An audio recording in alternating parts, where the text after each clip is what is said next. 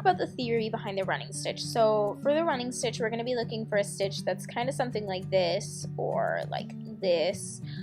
Something that has a space in between each of the lines. So they're technically connected, but they don't look connected on the embroidery hoop. So in order to do it, we're going to bring our needle up through A and down through B, pulling tight to make sure that this is taut. On the back side of the hoop, we're going to put our needle through C, and we're going to make sure that this distance depends on the pattern that we're working with. So if we want more space, we're going to leave more space. If we want less space, take less space. So jumping right into the example, we're going to be creating the little trail for the butterfly.